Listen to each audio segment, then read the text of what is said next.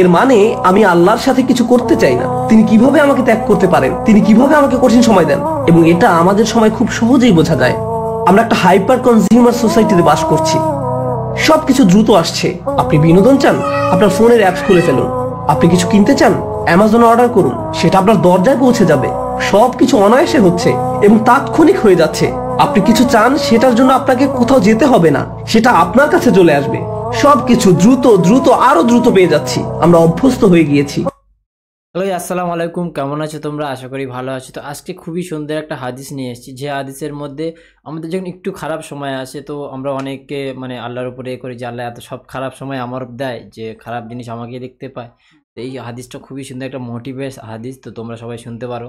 আর ভিডিওটা watch time করো, ভিডিওতে অবশ্যই হাদিসটা খুবই সুন্দর একটা হাদিস, আর অন্যদেরকে সুযোগ করে দাও। চলো স্টার্ট করি হাদিসটা আমরা।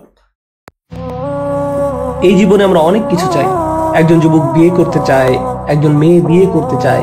আপনি একটা ভালো চাকরি চান, একটা ঘর চান, আপনি চান আপনার পরিবার ঠিক থাকুক।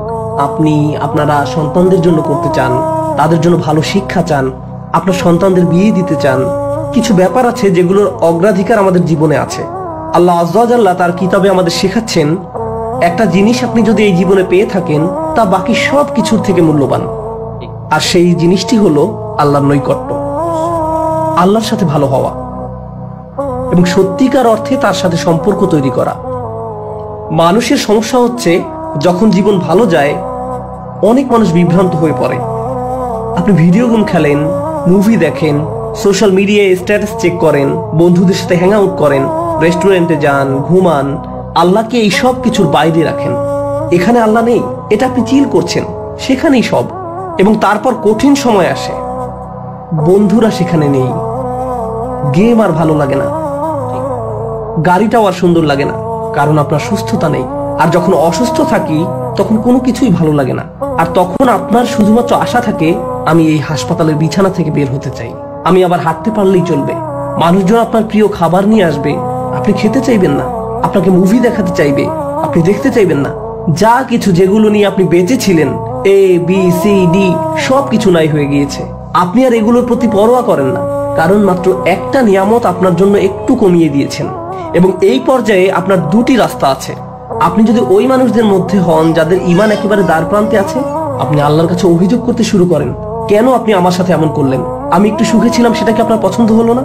অথবা আপনি সবচেয়ে শ্রেষ্ঠ সম্পদ লাভ করতে পারেন, আর সেটা হলো নম্রতা, আল্লাহর নৈকট্য।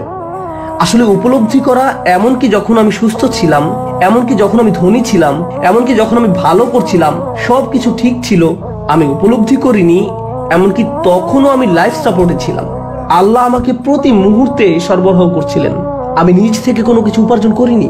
এই জন্য আল্লাহ আজ্জা ওয়া জাল্লা বলছেন, উলাইকা লাহুম নাসিবুম মিম্মা কাসাবু, তারা যা অর্জন করেছে তার অংশীদার হবে। আল্লাহ আজ্জা ওয়া জাল্লা ব্যাখ্যা করেন, এমনকি ফাদল আবতাগু ফাদলাম মিনাল্লাহ, এখানে কাসাবুম মিনাল্লাহ নয়, আপনি কিছু উপার্জন করতে পারেন না, এটা আল্লাহর পক্ষ থেকে আপনার জন্য অনুগ্রহ। যা কিছু আপনাকে দিয়েছেন, এটা আল্লাহর পক্ষ থেকে আপনার জন্য অনুগ্রহ। যা কিছু তিনি আপনাকে দিয়েছেন, কিন্তু সেই সময় আপনি এটা উপলব্ধি করতে পারেন না, কারণ এটা সহজেই এসেছে। কিন্তু তারপর আল্লাহর নিকট ভিক্ষা করতে শুরু করেন, আল্লাহর কাছে চান, আল্লাহর কাছে কান্নাকাটি করেন, আল্লাহর কাছে এমন ভাবে দোয়া শুরু করেন যেমনটা আগে কখনো করেননি। আল্লাহর নৈকট্য এমন ভাবে অনুভব শুরু করেন যেমনটি আপনি আগে কখনোই করেননি।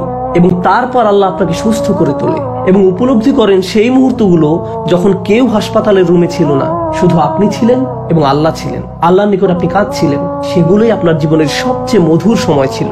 সেই মুহূর্তগুলোতে আপনার এবং আল্লাহর মাঝে আর কিছু ছিল না।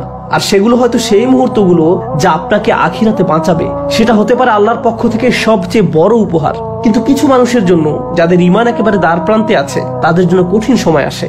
ফাইন আসাবাতহু ফিতনাতুন ইনকালাবা আলা ওয়াজহিহি, সে তার মুখ ফিরিয়ে নেয়। এটার মানে কি?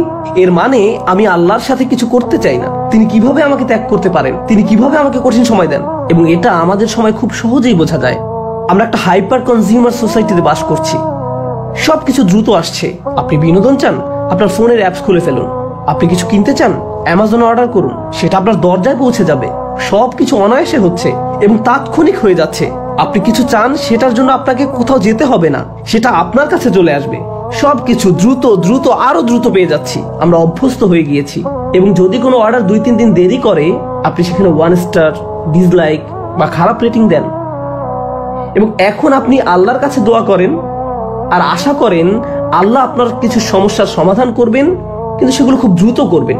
তাৎক্ষণিক পেয়ে আপনি অভ্যস্ত হয়ে গিয়েছেন, এবং যখন আপনি এটা পান না, খারাপ সেবা আর আমার ভালো লাগে না, আরো ভালো কাস্টমার সার্ভিস দরকার। আমি আল্লাহর কাছে কিছু অর্ডার করতে যাব না, কারণ এখন আপনি একজন কাস্টমার, আপনি এখন অধিকারী। আপনি আল্লাহর থেকে মুখ ঘুরিয়ে নেন। তিনি আমার কথা শুনলেন না, তিনি আমার সমস্যার সমাধান করলেন না। বুঝতে চেষ্টা করুন, আল্লাহ আযজা ওয়া জাল্লার সবার জন্য পরিকল্পনা আছে। এবং আপনাকে একটা উপমা দেই, ইয়াকুব আলাইহিস সালামের ক্ষেত্রে, যিনি কিনা তার সন্তান হারিয়েছিলেন, আল্লাহ তার সন্তানকে অনেক অনেক বছর পর ফিরিয়ে দিয়েছেন। মূসা আলাইহিস সালামের ক্ষেত্রে তার মাও তার সন্তানকে হারিয়ে ফেলেন, সে তাকে পানির মধ্যে ছেড়ে দেন, এবং আল্লাহ কয়েক ঘন্টার মধ্যেই তার সন্তানকে ফিরিয়ে দেন, কারণ সন্তানের ক্ষুধার্ত হওয়া এবং পরবর্তী খাওয়ানোর সময় সেই একই মায়ের থেকে ছিল, কারণ সে অন্য কারো থেকে খাচ্ছিল না। কখনো আল্লাহ তাৎক্ষণিক সমস্যা দূর করে দিবেন, কখনো কখনো আল্লাহ অনেক অনেক বছর পরে সমস্যা দূর করবেন, কিন্তু সবকিছুর মধ্যেই কল্যাণ রয়েছে। আমি বিশেষভাবে ইয়াকুব আলাইহিস সালামের গল্পটি ভালোবাসি, কারণ এটা খায়ের সম্পর্কে চিন্তা করুন। সেই সমস্ত বছর তার বাবা কেঁদেছিলেন, তার বাবা প্রায় চোখের দৃষ্টি হারিয়ে ফেলেছিলেন। কোরআন বলছে তার বাবা চোখের দৃষ্টি হারিয়ে ফেলেছিলেন। কিছু উলামা যেমন আলুসি রহমতুল্লাহ আলাইহি মন্তব্য করেন, আমিয়া সে কান্নাকাটি থেকে অন্ধ হয়ে গিয়েছিল। কিন্তু এই পুরো সময় ইউসুফ আলাইহিস সালাম কোথায় ছিলেন? ইউসুফ আলাইহিস সালাম ছিলেন কারাগারে। ইউসুফ আলাইহিস সালাম ছিলেন শিশু দাস, এবং যখন তার পরিণত বয়স হয় তাকে কারাবন্দী করা হয়। তিনি অনেক বছর কারাবন্দী ছিলেন। সুতরাং হয় তিনি দাস হয়ে কাজ করছিলেন অথবা কারাবন্দী ছিলেন। এটা একটা ভালো জীবন না, এটা ভালো জীবন নয়। কিন্তু সবকিছুর শেষে যখন সে রাজার স্বপ্ন ব্যাখ্যা করলেন, এবং সেই স্বপ্নের অর্থ ছিল পুরো অর্থনীতি 7 বছরের মধ্যে একেবারে ধসে যাবে এবং মানুষজন অনাহারে মারা যাবে, ইউসুফ আলাইহিস সালাম এমন একজন ছিলেন যিনি জানতেন কিভাবে এই সংকট মোকাবেলা করতে হয়। তিনি কারাগারে না থাকলে কখনোই রাজাকে সাহায্য করতে পারতেন না, কিন্তু তখন ইউসুফ আলাইহিস সালাম সেখানে স্বপ্ন ব্যাখ্যা করার জন্য ছিলেন এবং বললেন, ইন্নী হাফিজুন আমিন, আমি এই দায়িত্বটি পালন করতে পারি, আমাকে কোষাগারের সেক্রেটারি করে দিন, আমাকে এই দায়িত্ব দিন। যখন তিনি সেটা করলেন, সেটা যত্ন নিলেন, তার পরবর্তীতে হাজার হাজার পিতামাতাকে তাদের সন্তান অনাহারে মারা যাবে বলে কাঁদতে হয়নি। একজন পিতা অনেক বছর ধরে কেঁদেছেন, কিন্তু তার কান্নার জন্য আল্লাহ হাজার হাজার মানুষকে কান্নাকাটি থেকে বাঁচালেন। কারণ ইউসুফ আলাইহিস সালাম যদি সেই অর্থনীতি না বাঁচাতেন এবং তিনি যদি সেই শস্য না বাঁচাতেন, পুরো জমি পচে যেত, অগণিত মানুষ অনাহারে মারা যেত, সব ধরনের সংকট দেখা দিত। কখনো কখনো যে সমস্যার মধ্য দিয়ে আপনি যান, সেটা শুধু আপনার জন্য ভালো নয়, হয়তোবা আপনার সমস্যা সাদকায় জারিয়া হয়ে যায় অন্য কারোর জন্য, এমনকি আপনি তা জানেনও না। খুবই সুন্দর একটি হাদিস ছিল। হাদিসটার মধ্যে মানে অনেক একটা কি বলবো, যে ধৈর্য তো আমরা অনেকে যে আল্লাহর উপরে কোনো জিনিস দোয়া করি যে সেটা না পূরণ হলে মানে অনেকে বলি যে কি করছে আল্লাহ, আমার জিনিসটা পূরণ করছে, এটা যত খারাপ সময় আমারই আসে। এটা কত সুন্দর একটা হাদিস ছিল। এরকম আরও হাদিস নিয়ে আসবো ইনশাল্লাহ। তো তোমরা চ্যানেলে নতুন সাবস্ক্রাইব করো। বল।